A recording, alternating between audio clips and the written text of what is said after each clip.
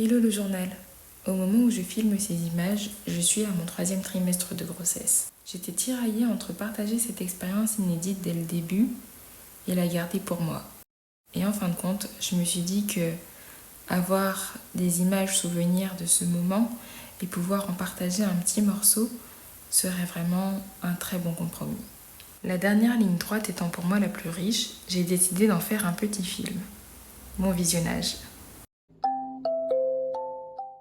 Coucou! On est aujourd'hui le lundi 22 janvier 2024, premier mois de cette nouvelle année 2024 qui promet pour moi d'être intensément riche avec la venue de mon premier petit bébé. Il me tient à cœur de pouvoir créer un petit journal qui me permettra à la fois d'avoir des souvenirs personnels mais aussi de les étendre pour que le plus grand nombre puisse en profiter parce que c'est une expérience réellement singulière pour toute femme. J'avais envie d'ajouter ma petite expérience personnelle à ce grand tableau qu'est la maternité. Il n'y aura pas, je pense, de thématique principale. Ça sera quelque chose qui se fera vraiment au jour le jour en fonction de ce que je fais au quotidien. Je me donnais un peu le temps de m'imprégner de tout ça, de tous les changements physiologiques et psychologiques que peuvent induire la grossesse. Jusque-là, c'est vrai que je n'ai pas de complications et je touche du bois. Je ne suis pas un cas à plaindre, malgré le fait que je ne suis pas une femme tout à fait comme les autres. On peut dire que je suis un petit peu dans le lot des atypiques parce que j'ai mon problème moteur. J'ai une déformation de la marche qui fait que j'ai certaines limites. J'ai longtemps pensé que j'aurais été impactée. C'est-à-dire que je me disais, si ça se trouve, moi je vais pas pouvoir vivre ma grossesse comme toutes les femmes. Peut-être que ça va être beaucoup plus difficile. Peut-être que j'aurais des complications énormes sur le plan physique, tout ça. Et en fin de compte, non. Je ne dis pas qu'il n'existe pas de moments un petit peu plus compliqués. Bien sûr, il y a la fatigue des fois, de grosses journées que l'on peut faire. Il y a des douleurs par-ci par-là. Des petites choses qui sont pas forcément les plus sympathiques à vivre. Mais je veux dire, ça pourrait être bien pire. C'est pour témoigner aussi que même quand on est une femme un petit peu différente, eh bien les choses peuvent très très bien se passer. Donc j'espère que ça vous dira de partager ce petit bout d'aventure avec moi et surtout de ne pas hésiter à échanger, à me faire part de votre expérience, de vos questionnements.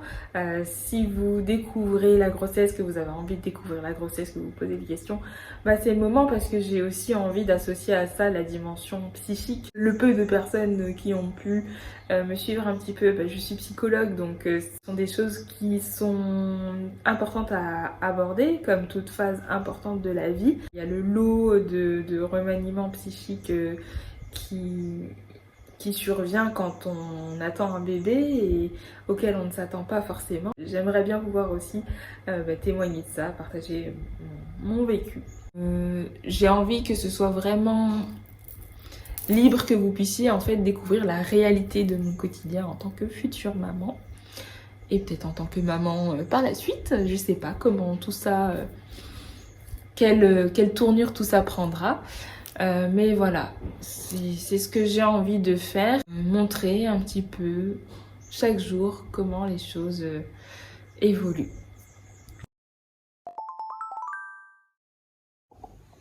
Coucou, et c'est parti pour une nouvelle journée. Au cours de cette première semaine du dernier trimestre de grossesse, je me rends au travail après avoir pris un petit déjeuner très très sommaire. Je suis pas un exemple. Je conduis toujours au 7e mois de grossesse. C'est vrai qu'au niveau du dos, ça commence à se faire ressentir. J'essaye quand même de me ménager un petit peu. Me revoilà dans mon bureau. J'aimerais avoir un petit retour d'expérience pour les femmes qui ont déjà vécu la grossesse sur leur conduite, sur comment ça a pu se passer, comment elles appréhendaient la route. Ça m'intéresse. Et est-ce qu'elles ont arrêté de prendre la voiture ou pas à un certain moment, ou est-ce qu'elles ont continué jusqu'au bout? Et je vous reprends, je pense, en fin de journée. Et voilà, petite journée du 23 janvier qui se termine pour moi. Je suis à la maison, tranquillement. Ma journée s'est bien déroulée dans l'ensemble. Pour ma part, même si le travail n'est pas forcément physique et énergivore au niveau du corps, il y a quand même une charge mentale assez importante et ça demande beaucoup de disponibilité psychique. Et c'est pas toujours de tout repos parce que c'est vrai que dans le service des addictions, la notion de parentalité est souvent mise en avant et ça me renvoie à ma future parentalité. C'est vrai que l'on reçoit des patients qui ont vécu souvent des traumatismes, qui ont des carences affectives et qui ont développé par conséquent des conduites addictives. Ça va aussi se répercuter du coup sur le développement de leur personnalité et par la suite sur leur propre parentalité. Et donc ça en revient très souvent. Les patients parlent souvent de leur culpabilité vis-à-vis de leurs enfants, toutes ces choses. Ça vient un peu chambouler aussi ma propre perception. Et ça peut venir générer quelques petits questionnements, pas d'angoisse, mais les questions qu'on se pose de base sur la façon dont on va faire les choses. Parce que très souvent, à l'origine des problématiques addictives, on retrouve la notion d'abandon, l'indisponibilité parfois des parents à pouvoir être là pour les enfants, et ça peut être vécu vraiment très très difficilement. Qui va super bien en plus, hein. Ouais, je suis beau gosse. Ah ouais, papa beau gosse là qui va se faire alpaguer par... On part toutes les demoiselles là dehors, non? Ah, ça va là. C'est comme ça. Bon, elle évitera. Voilà. C'est pas mal déjà, il y a déjà un truc. À mon avis, ça c'est... Ah, j'ai trouvé. C'est ça? Voilà, Ah oui, trouvé. tu glisses. Ah oui, bleu, bleu, bleu. C'est tout? C'est tout. On est cassé. Non, on va pas. Donc tu les casses.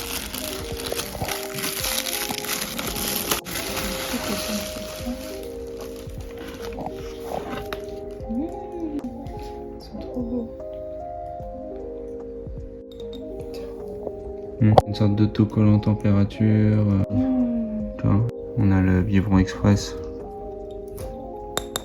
Ouais, ça veut bien. Je leur donne 1 mois. Mais non.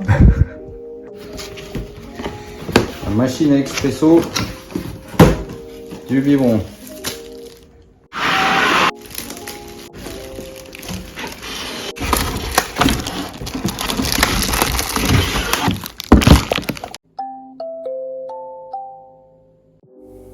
Sur les images qui suivent, nous sommes à Pierre et Vacances pour un petit break qui nous permet de casser la routine habituelle qui devenait vraiment fatigante entre le travail, les tâches à la maison, les différents préparatifs.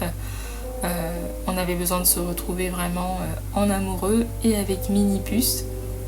Mini-Puce qui d'ailleurs fait une Java pas possible à l'intérieur de mon bidou. En tout cas, on peut dire qu'elle est dans le rythme du carnaval parce que qui dit février dit la Java et elle s'en est pas privée. Hein. Impossible de dormir.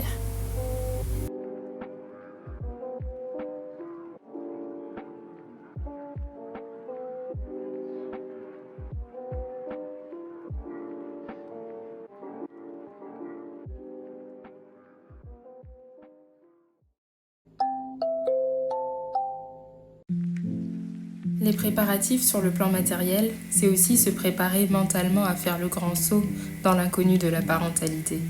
Ce qui m'anime à ce moment, c'est un mélange de joie, d'excitation, d'amour inconditionnel pour ce petit être qui grandit à l'intérieur de moi. Il y a un peu d'appréhension Mais dans l'ensemble, je suis sereine et j'ai très hâte. Coucou la famille, on va pouvoir ouvrir le colis. J'attends Flo, j'ai trop hâte de découvrir ce qu'il y a à l'intérieur. Un proverbe africain dit qu'il faut tout un village pour élever un enfant. C'est un proverbe qui résonne particulièrement en moi parce que j'étais loin d'imaginer à quel point notre bébé était attendu. L'engouement a été au-delà de notre couple, au-delà de notre famille et même de nos frontières. Une richesse inestimable et chère à mon cœur. Je n'oublierai jamais toutes ces personnes qui ont participé, de près ou de loin, à la venue de notre mini-puce. Et si l'argent contribue au bonheur, ceux qui fabriquent le bonheur, ce sont ces liens affectifs qui peuvent être indéfectibles s'ils sont nourris d'amour au fur et à mesure du temps. C'est cet amour à l'état pur qui a une valeur incommensurable. Alors à tous, je vous remercie du fond du cœur.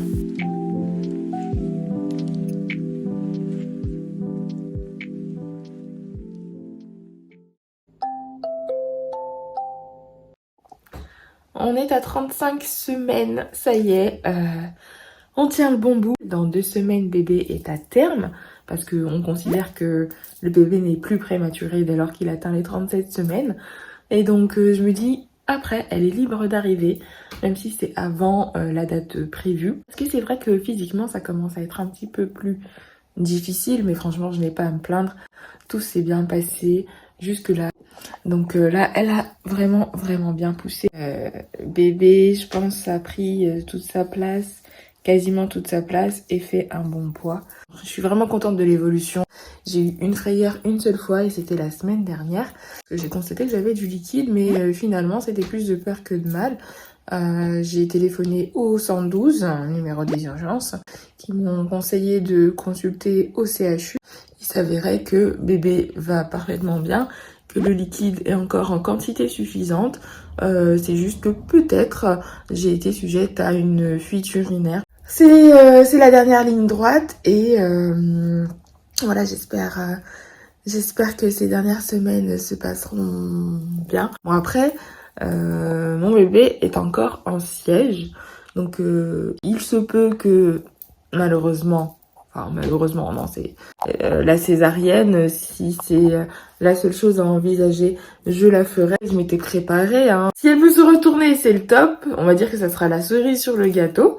Mais jusque-là, je suis très satisfaite de comment toutes les choses se passent. Donc voilà, pour cette petite mise à jour de la 35e semaine.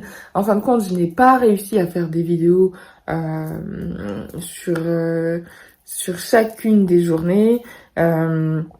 Du coup, je fais un update une fois de temps en temps parce que finalement, il n'y a pas forcément grand chose à dire pour chacune des journées. Là, par contre, je suis en train de bien avancer sur tous les préparatifs, donc c'est-à-dire le sac, les vêtements, la chambre de bébé. Et donc, je pense que je vais pouvoir filmer quelques petites sessions de préparation, peut-être avec une petite voix en off. Enfin voilà, vous montrer un petit peu comment je m'organise. Je vous fais de gros bisous et je vous dis à une prochaine update. Lorsqu'on attend un bébé, le psychisme fabrique un tas de projections qui peuvent aller dans tous les sens. Ces projections sont parfois faites de rêveries positives, mais aussi d'angoisses qui peuvent venir semer le trouble dans l'esprit. Par exemple, une partie de moi imagine un bébé parfait, plein de vie, en pleine santé, tandis qu'une autre partie de moi se fait parfois des scénarios catastrophes. Lors de certaines prises de sang ou échographies, je m'imagine qu'il peut y avoir un souci, une anomalie, une malformation, comme la mienne d'ailleurs. Et je n'aurais jamais cru le dire un jour, mais heureusement pour apaiser mes angoisses, j'ai la meilleure des gynécos. Elle me rassure et fait entièrement confiance à mon corps. Ce que pendant très longtemps, j'ai été incapable de faire. Dans ses yeux, je ne retrouve pas de regard interrogateur, curieux, déplacé, apeuré par la différence. Un regard que j'ai déjà trop rencontré à travers celui des autres. En ce sens, elle vient me réconcilier doucement avec mon corps et je suis presque certaine qu'elle ne pense pas avoir eu sur moi un effet thérapeutique quant à l'image que je me faisais de moi. Et je ne pensais pas non plus que mon corps en gestation serait celui de la paix avec moi-même, celui qui améliore l'estime de soi et la confiance en soi.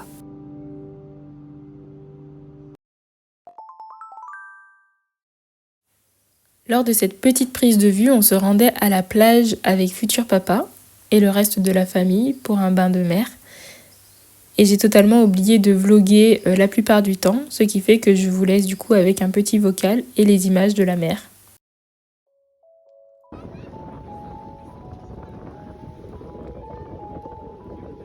Sortir, s'aérer, se changer les idées, lors de petits coups de mou pendant la grossesse, c'est vraiment important. C'est moi-même ce que j'essaye de faire depuis que j'ai appris que mon chéri ne pourrait pas tout de suite prendre son congé paternité et profiter avec nous le premier mois de la naissance de notre mini-puce.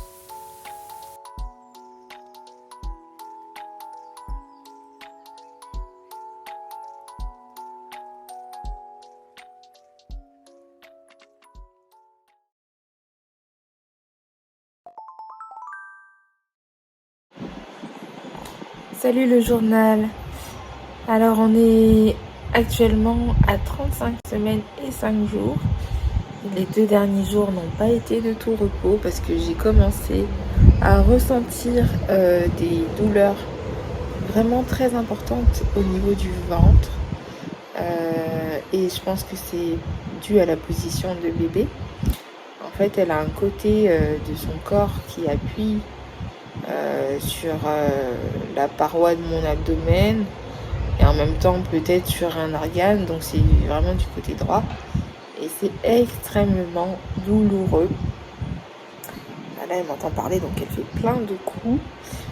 Là ça va beaucoup mieux, j'ai dû aller aux urgences. On a constaté que ma tension artérielle était quand même assez élevée et que j'avais pas mal de contractions, donc pas des contractions de travail, mais des contractions de Braxton Hicks, qui sont un peu les contractions d'entraînement. Mais toujours est-il que c'est pas du tout agréable. Et hier, du coup, ça c'était hier, et dans la nuit, j'ai eu à nouveau de très vives douleurs.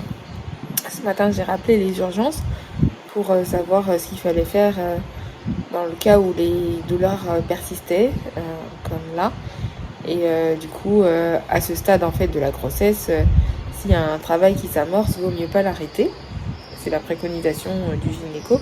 Donc j'ai eu une prescription hier de Spasfon, mais aujourd'hui elle m'a préconisé de prendre du paracétamol pour atténuer un petit peu la douleur. Et c'est vrai que ça a bien fonctionné.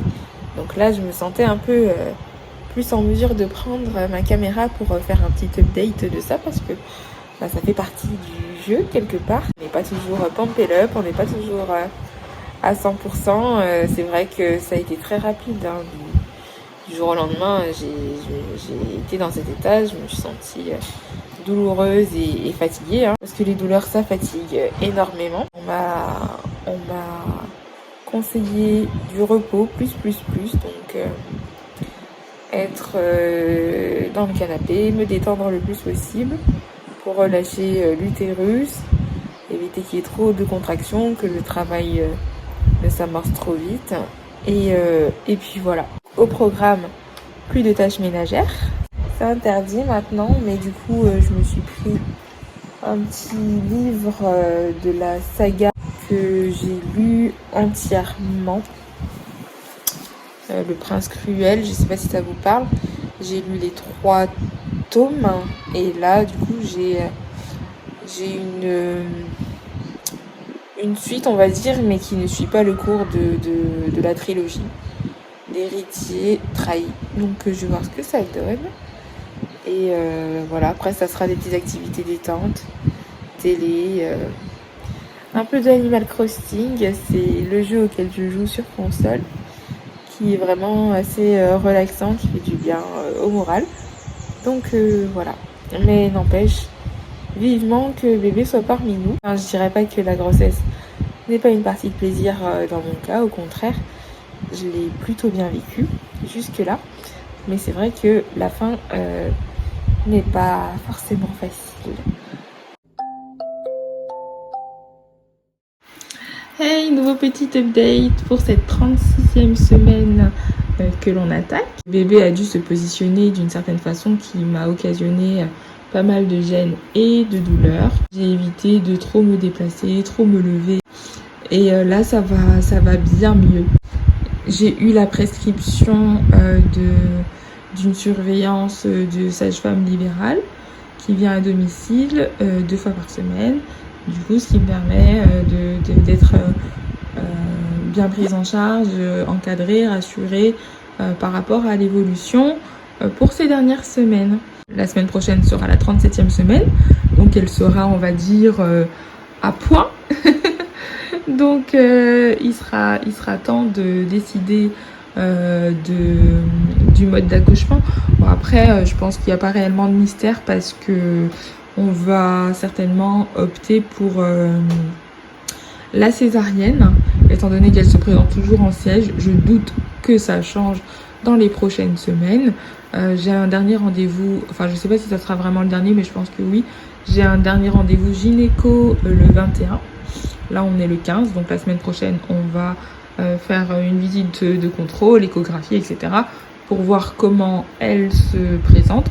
On nous a parlé de la méthode de la version par manœuvre externe qui consiste à retourner le bébé donc manuellement. C'est les gynécologues obstétriques qui font ça, mais disons que c'est pas une technique qui m'inspire réellement confiance, même si on nous explique bien qu'il n'y a pas de risque pour ni la maman ni le bébé, etc. Mais je trouve en fait que c'est assez invasif, intrusif par rapport au bébé. Je me dis que finalement, si elle a décidé de rester dans cette position, c'est qu'elle se sent peut-être bien comme ça et qu'il ne vaudrait mieux pas la déranger, sachant que c'est une méthode qui fonctionne une fois sur 2. Donc si au final ça échoue, je ferai quand même la césarienne. Donc ce sera une perte d'énergie, tout ça. J'ai pas envie de le faire à contre-cœur. Surtout que finalement mon utérus, j'ai appris qu'il était contractile, donc c'est un utérus assez tendu. Je peux être sujette vite aux contractions, ça peut rendre la manœuvre assez compliquée, délicate, tout ça. Donc est-ce que vraiment ça vaut le coup? Je suis pas sûre. Concernant la césarienne, j'ai pas réellement de grosses appréhensions. Dès qu'on m'en a parlé, je me suis dit bon bah si c'est comme ça, c'est comme ça. C'est vrai que j'aurais aimé connaître un accouchement par les voies naturelles, mais si c'est pas possible, c'est que ça devait se faire comme ça. Ma maman a elle-même vécu 3 césariennes pour moi et mes 2 sœurs. Donc en fin de compte, j'ai peut-être plus de recul par rapport à ça, un peu moins d'appréhension. En tout cas, ça me permet de relativiser la situation. Et je me dis que bah ça sera un mode de naissance hein, comme un autre. Et puis voilà. Donc bah je sais pas s'il y en a qui regardent cette vidéo, qui connaissent toutes ces méthodes césariennes, version par manœuvre externe. Il y a aussi l'accouchement en siège qui peut se faire. Mais en fait, l'hôpital dans lequel j'ai envie d'accoucher ne pratique pas du tout les accouchements par siège. Ils ne préfèrent pas prendre de risques, ce que je peux comprendre aussi. Et je n'ai pas forcément envie de changer de lieu d'accouchement parce que le second que nous avions en tête ne nous convient pas. Donc voilà, on se dit au pire, on restera à l'hôpital, à la maternité que l'on a choisi et on procédera à la césarienne qui me fera accoucher de bébé très prochainement.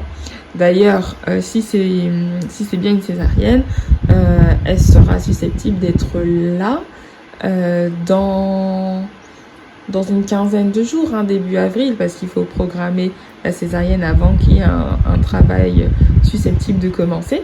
Donc, c'est vraiment plus qu'une question de jours avant qu'on fasse cette magnifique rencontre. J'ai vraiment hâte.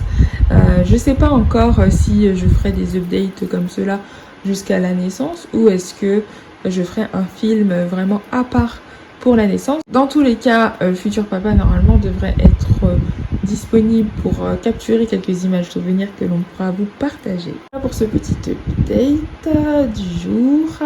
Et on se revoit pour le prochain, à mon avis dans au cours de la semaine 37 ou un petit peu avant en fonction de ce qui se passe. J'aimerais bien filmer la préparation des valises de maternité, donc je vais voir si j'ai la possibilité de faire ça en fonction du temps et de comment je me sens. À plus! Coucou, on se retrouve un début de semaine, le lundi 18 mars, et il est très tôt. Je me suis réveillée en même temps que mon copain qui part au travail vers 6h. Donc je me suis mise en tête de continuer les derniers préparatifs pour la maternité. Donc aujourd'hui, je vais m'atteler à repasser les vêtements que j'ai lavés spécifiquement pour les valises. Pour le reste, on verra après. Comme ça commence à être imminent, l'arrivée de Mini-Puce, on va quand même avancer sur tous ces petits préparatifs. Donc ne faites pas attention à ma dégaine qui est juste catastrophique.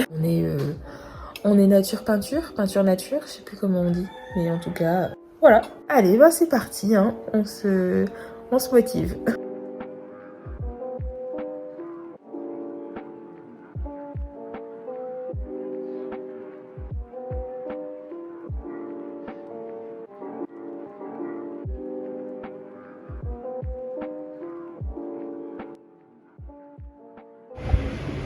Et voilà, les petits vêtements de bébé sont pliés, repassés, préparés dans ce petit casier pour faciliter l'empaquetage en valise. Sa valise se trouve là-bas. Hop. On aura aussi un petit sac spécial pour la salle de naissance. Et puis voilà, on avance bien tranquillou. On attaque la 37e semaine de grossesse. Donc là, on considère que bébé est à terme, donc célébration. Le voyage touche vraiment de plus en plus à sa fin. Je suis trop contente. J'ai trop hâte de la rencontrer. La sage-femme vient de passer, donc le monito est toujours bon, il n'y a pas de contraction. Mis à part les pieds gonflés, très gonflés, c'est une horreur.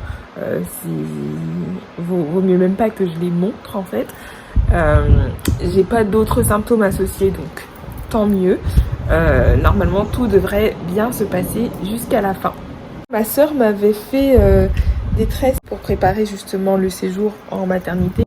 On peut dire que ma mini-puce m'a donné un beau cheveu et j'espère que je vais garder ces jolis avantages de la grossesse. Voilà, aujourd'hui j'avais pas trop faim, donc j'ai pas réellement mangé, à part ce matin où j'ai mangé un fruit et quelques biscuits. C'est pas très bien, pas très nutritif tout ça, donc ce soir je pense que je vais essayer de me rattraper et mieux manger. Je pense pas faire un update très long. Ce que je vais faire, c'est que là je voulais faire un petit post Insta pour montrer comment je prépare la valise de Mini-Puce, et je pourrais mettre ça au cours de cette mise à jour là.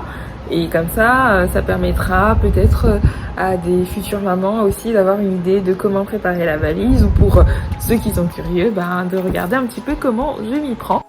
C'est parti pour la valise de bébé, checklist en main. J'y mets 4 pyjamas style grenouillère, 5 body, 2 serviettes de toilette, 3 langes, je pense que ça va être bien utile, 5 bavoirs, plusieurs petites paires de chaussettes, ne sait-on jamais, une paire de moufles, une paire de petits chaussons et 3 bonnets de naissance. Je suis vraiment la checklist que j'ai trouvée dans le petit carnet de maternité. Je trouve ça vraiment très astucieux. Je mets aussi quelques tenues de jour, même si je sais qu'elles seront sans doute trop grandes parce que ce ne sont pas des tailles naissance. Pour les soins, je lui mets une petite trousse de toilette complète avec des compresses et du sérum physiologique en cas de besoin. Je mets un petit paquet de couches qui m'avait été offert par le magasin dans lequel on a fait la liste de naissance. Des carrés de coton, des lingettes nettoyantes, du gel lavant, du talc, de l'eau de toilette, un biberon. Je prends les grands formats au cas où je dois rester plus longtemps à la maternité, on ne sait jamais. Je lui mets sa petite gigoteuse pour lorsqu'elle sera dans son petit berceau. et 2 petits doudous.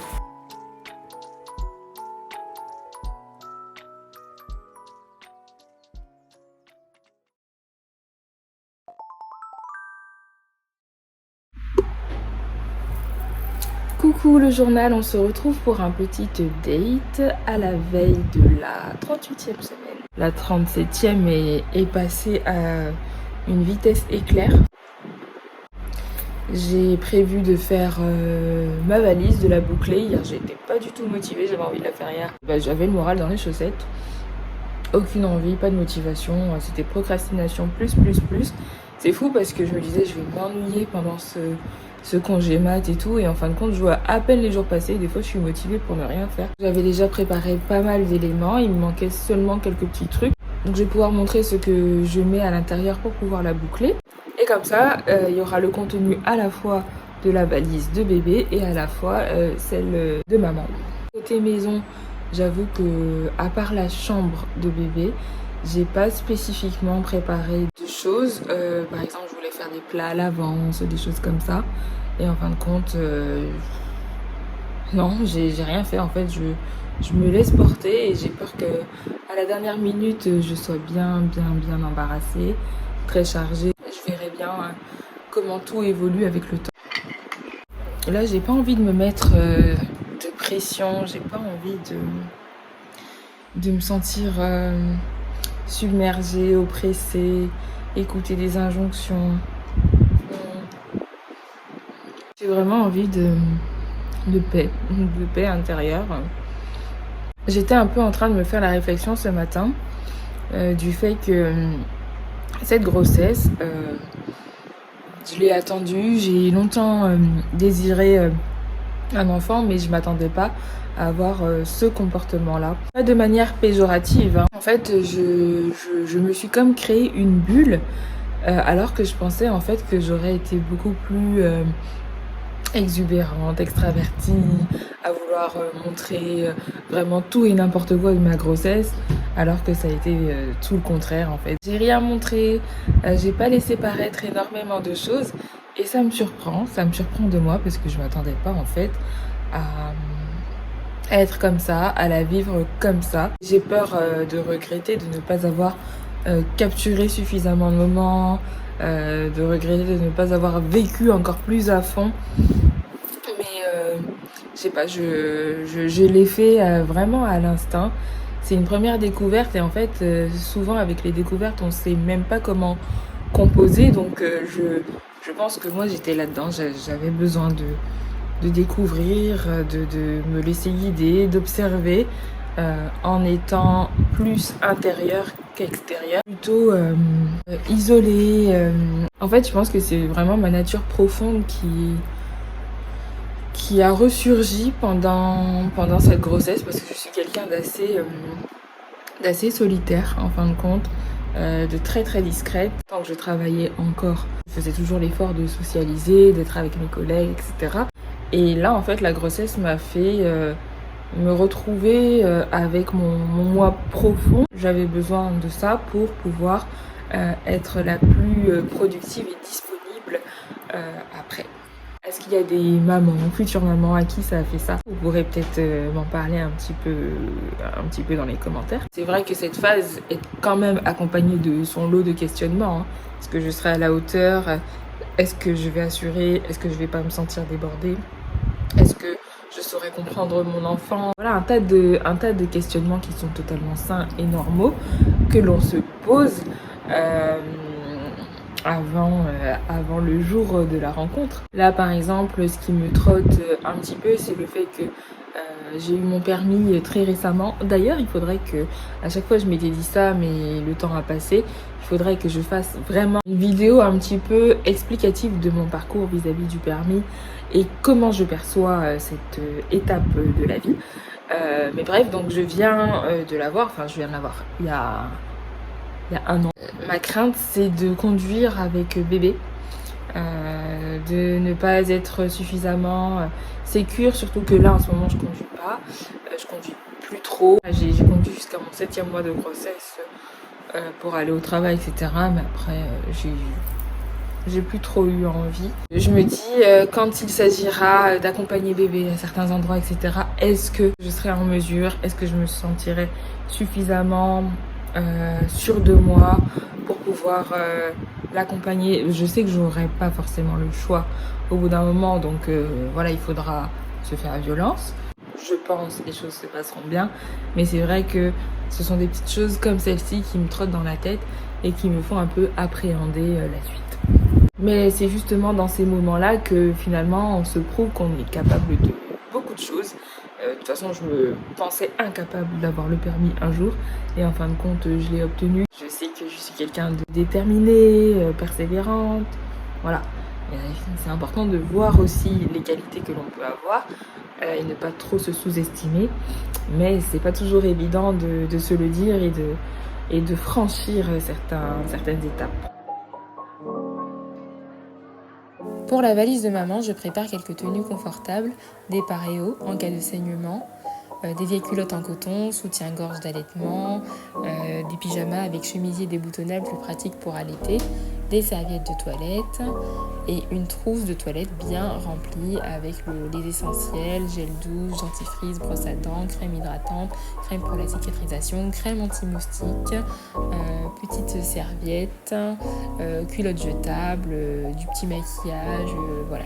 Les essentiels, un tapis de bain parce que ce n'est pas nécessairement fourni par l'hôpital, une tenue de sortie pour le jour de la sortie de l'hôpital. Et côté hygiène et soins, je prends des serviettes hygiéniques, des bas de contention, c'est obligatoire en cas d'accouchement. Et je n'oublie pas les coussinets d'allaitement. Pour le confort, je prends une paire de tongs et je prendrai dans mon tote bag quelques extras avec des petits biscuits, des gourdes, des mugs, des assiettes en carton, des couverts, une rallonge multiprise, une veilleuse. Et pour la salle de naissance, je prends dans un sac des choses en plus en cas de besoin, comme un grand plaid s'il fait trop froid. Comme papa sera là, on en aura certainement besoin. Une couverture pour bébé, son draousse pour le petit berceau, un gant de toilette et une petite serviette de toilette en plus pour bébé et une grande serviette éventuellement pour papa et une tenue confortable pour le retour en chambre. Je prends également une couche pour bébé et une couche pour maman. Je pense que ça va être utile.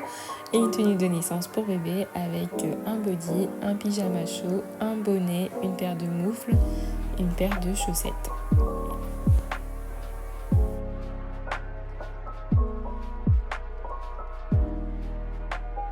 Pour éviter d'avoir froid aux pieds, je me prends aussi une petite paire de chaussettes pilou-pilou et un petit doudou supplémentaire pour ma petite puce.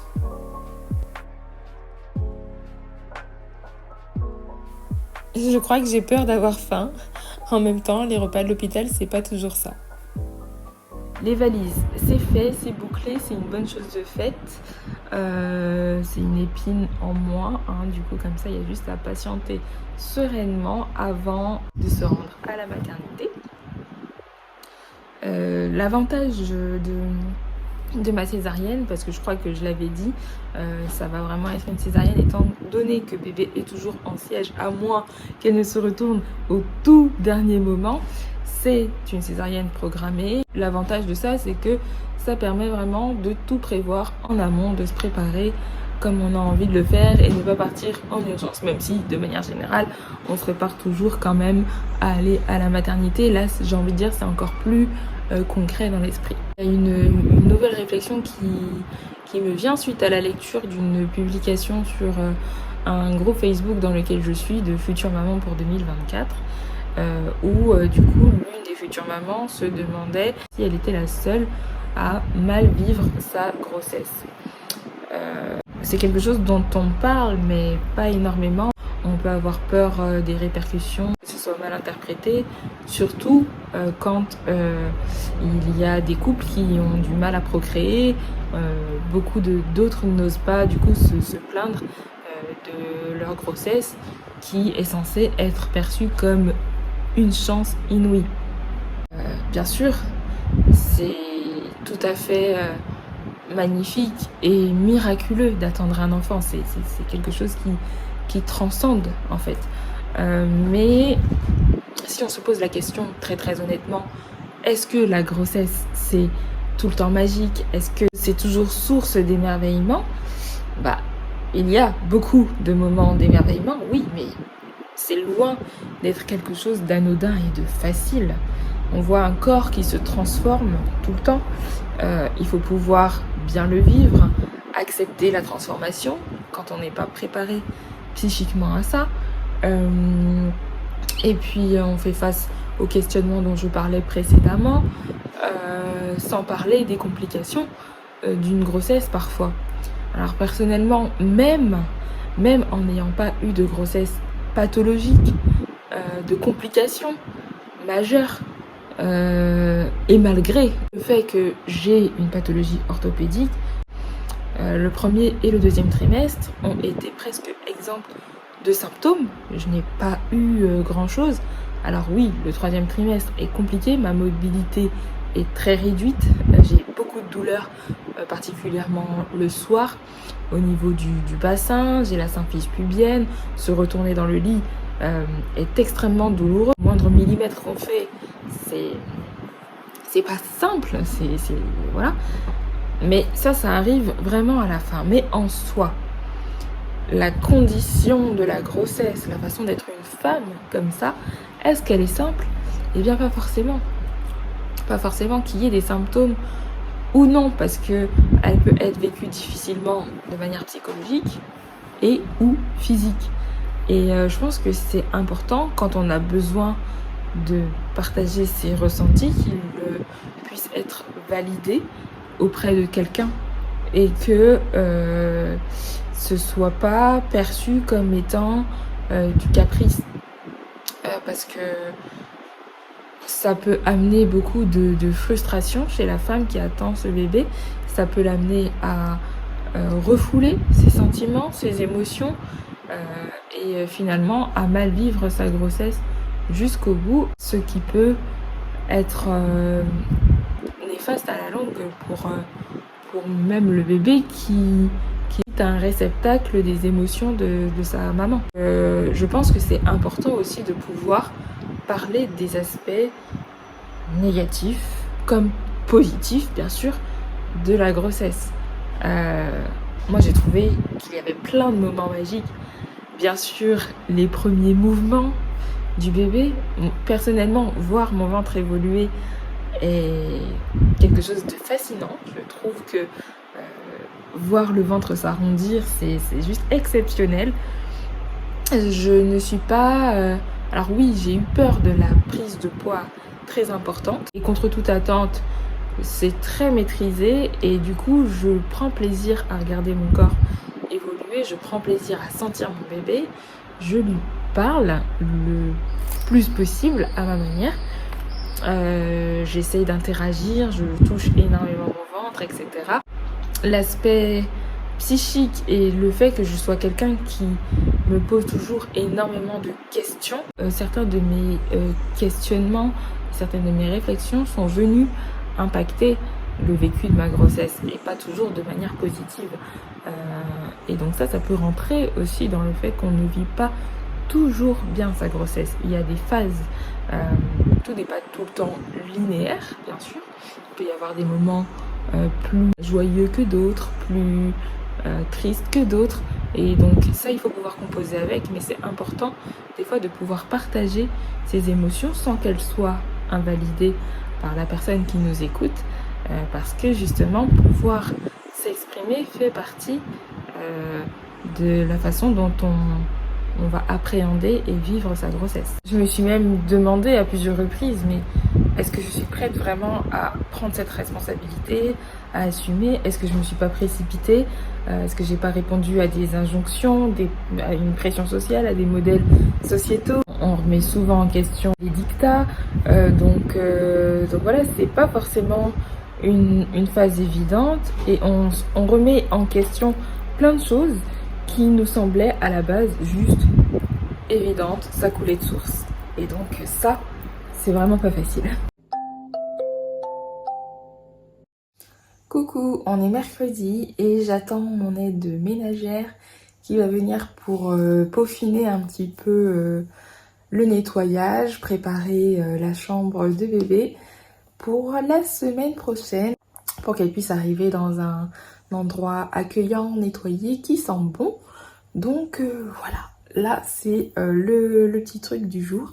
Donc je vais aller prendre ma douche en l'attendant, elle devrait arriver d'ici 10-15 minutes peut-être. Et puis voilà. Clairement, là, on sent que c'est le 9e mois. Franchement, j'en peux plus. Les nuits, elles sont juste insupportables. Je n'arrête pas de tourner, de changer de position, d'essayer de trouver celle qui est la plus confortable et surtout la moins douloureuse. Mais au niveau du bassin, c'est... la fin de la grossesse, elle est vraiment insoutenable. C'est un grand mot, j'exagère. Mais ouais, quand même, c'est sportif.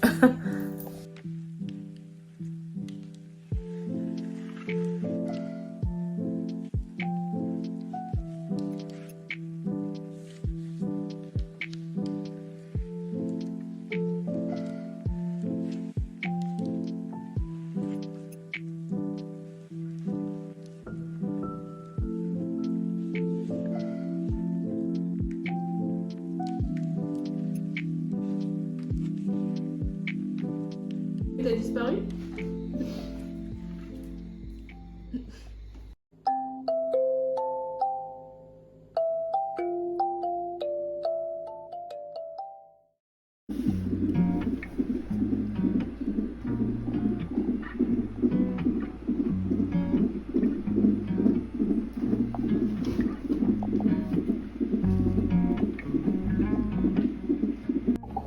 Donc là, la sage-femme est passée pour le dernier contrôle. Les constantes sont bonnes, comme d'habitude. Juste, la sage-femme a l'impression que Mini-Puce est en train de bouger, de changer de position. Alors, est-ce que c'est un changement léger ou important? On ne peut pas savoir juste avec le palpé.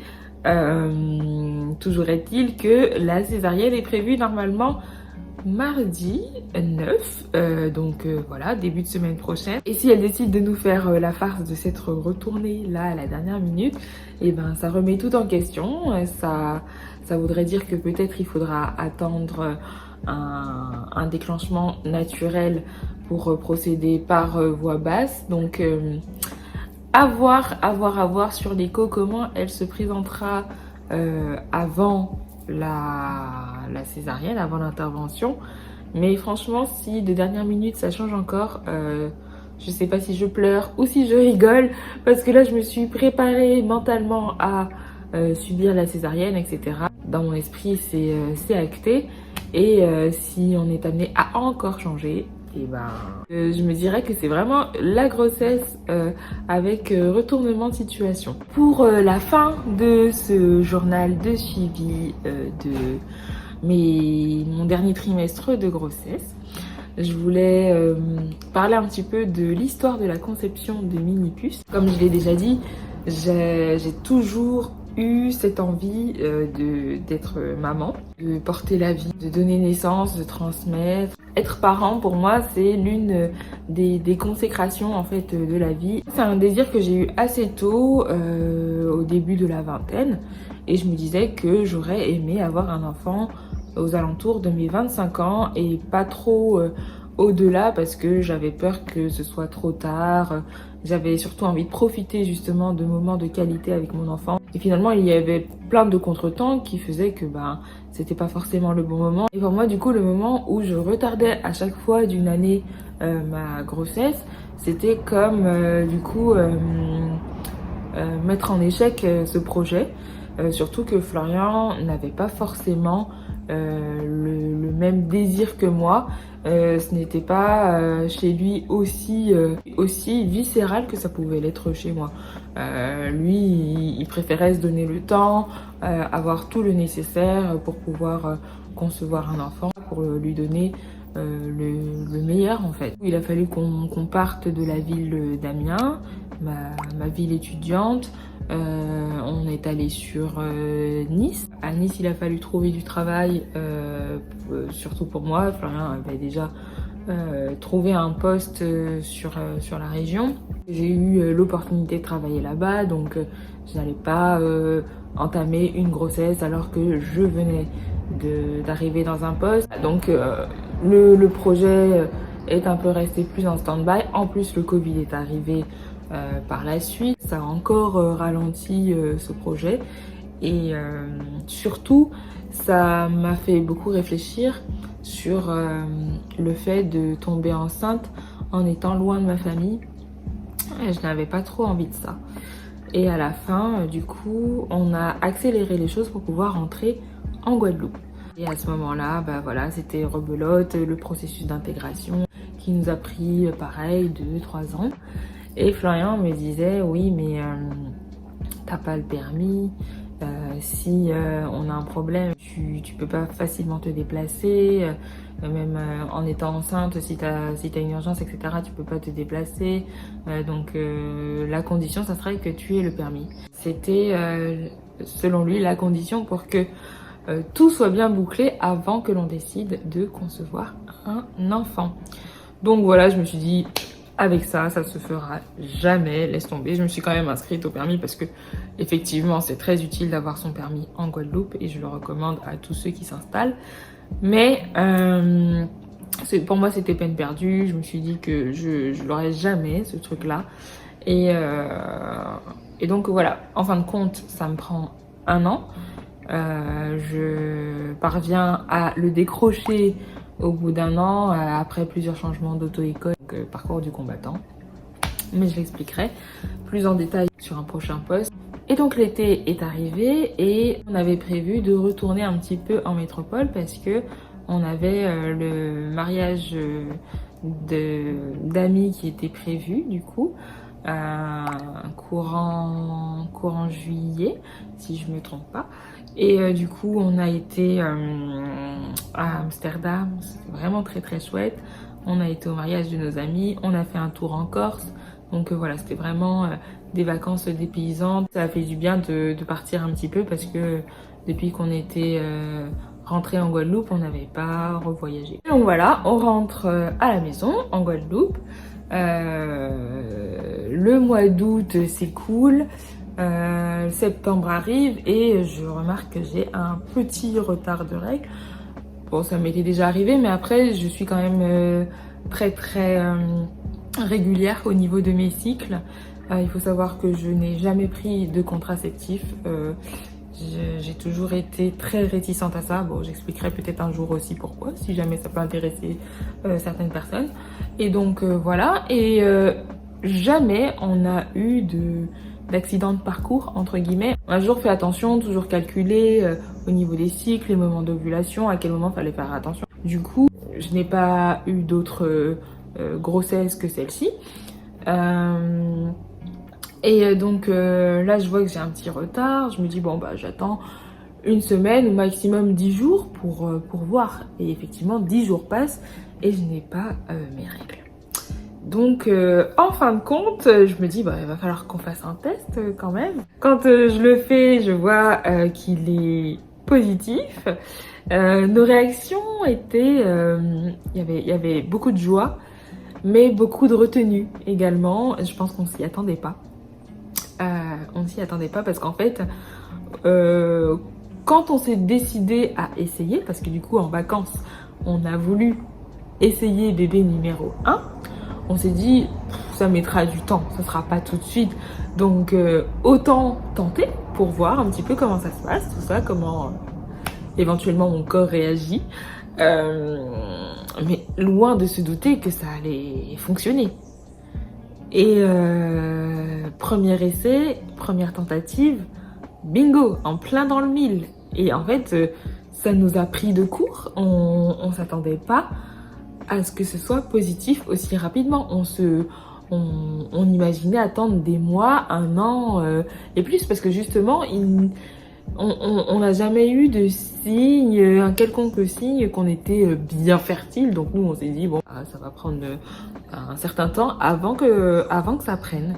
Mini-puce s'est bien introduite en fait, voilà, elle était déjà là au moment où on était sur notre retour en Guadeloupe. Donc c'est la petite histoire de la conception de Mini-puce. Et Donc du coup, moi ce que j'ai observé comme mouvement assez particulier, c'est que comme je le disais, Florian n'était pas forcément dans une envie viscérale de devenir papa. Et au final, je trouve qu'il y a eu une transformation vraiment impressionnante de sa façon de penser. Et tout de suite, en fait, il a été dans ce rôle, je trouve, de futur papa, très protecteur, très avenant, se projetant, au point que lui-même a vécu, a presque porté la grossesse, j'ai envie de dire. Il a vraiment fait un phénomène de couvade parce qu'il était tout le temps malade, alors que moi, ça allait plutôt bien. Et ouais, j'ai trouvé ça vraiment impressionnant et j'ai eu l'impression que le désir finalement était, c'est bizarre, mais était plus porté par lui, alors qu'à la base c'était totalement l'inverse. Et moi je me suis retrouvée plus dans la retenue avec beaucoup plus de crainte, un petit peu dissociée de mes émotions, tout ça, une forme de protection. Voilà, je voulais y croire sans y croire vraiment j'observais tout simplement ce qui se passait tout en étant heureuse bien sûr, mais avec quand même des doutes, des craintes, des remises en question. Voilà, c'est hyper bizarre, mais c'est la stricte vérité, c'est comme ça que ça s'est passé. Et voilà, aujourd'hui je réalise bien plus, je me projette plus, même si ça sera encore plus concret lorsque ma petite choupette sera là. C'est vrai qu'on n'y croit jamais vraiment à 100%. Chez moi, en fait, il y a l'appréhension de est-ce qu'elle ira bien, est-ce que je vais gérer, est-ce que mes attentes en fait seront comblées. Et tant que en fait je ne peux pas voir concrètement mon bébé et comment ça se passera les prochains jours, bah en fait voilà, je reste un petit peu sur mes gardes. En fait, je pense que c'est ça. Ça, c'est l'histoire de la conception de Minipuce. Et je pense que ben, c'est comme ça que je vais clôturer mon petit journal. C'est très émouvant parce que du coup je me dis que voilà, après elle sera là. J'espère du coup que ces petits moments auront pu éclairer sur certaines choses, même si finalement j'ai l'impression de ne pas avoir dit grand chose du tout. Quand je vais terminer le montage, je vais me dire mais c'est parti dans tous les sens, c'est creux, c'est je sais pas, en fait j'ai vraiment fait ça à l'instinct, au feeling, pour avoir des souvenirs comme je vous disais en tout début de journal, et en même temps en faire profiter à certains. Mais il n'y avait pas de fil conducteur en particulier, donc je sais pas à la fin ce que ça va réellement donner. Peut-être que ça sera sympa, ou alors peut-être que je me dirais mais c'est un truc qui va dans tous les sens, mais c'est pas grave, c'est comme ça que je l'ai senti, et c'est surtout voilà, en guise de souvenir. Voilà, je souhaite déjà moi la bienvenue à ma petite puce d'amour. Voilà, on croise les doigts pour que tout se passe bien. Et puis on se retrouve au moment de la naissance. Voilà.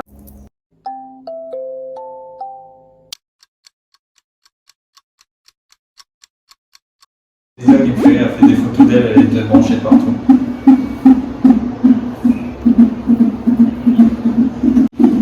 Impeccable. Oui, impeccable.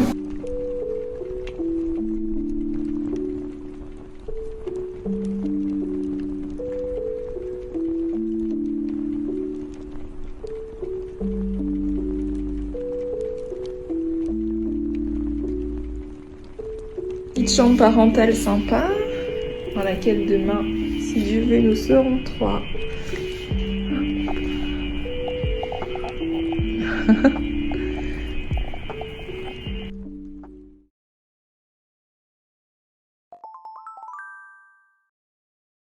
Coucou, c'est notre dernier jour en tant que couple sans enfant.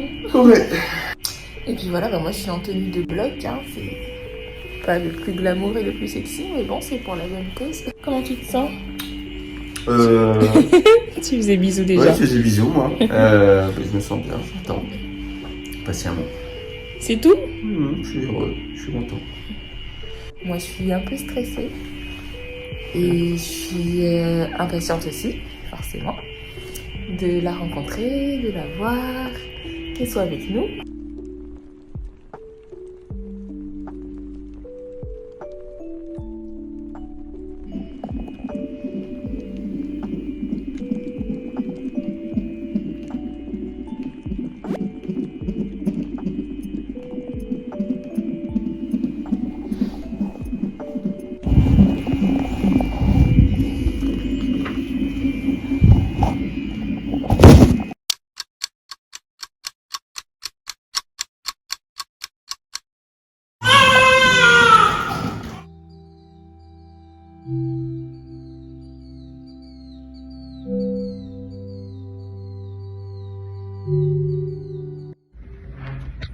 Coucou.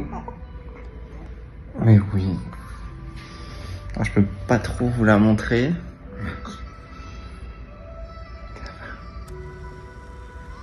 Je pense qu'elle a faim. Papa aussi il a faim. On va attendre maman. On va attendre le retour de maman. Et voilà, c'est fait. Hein? Donc plus qu'à trouver un prénom. Parce que le prénom c'est pas ça toujours. Hein. Je pensais qu'en voyant ta bouille ça m'aurait aidé. Ben ça m'aide pas. Hein? Oh oui. En tout cas elle est sage. Faut pas pleurer mon chat. Oh, fais dodo.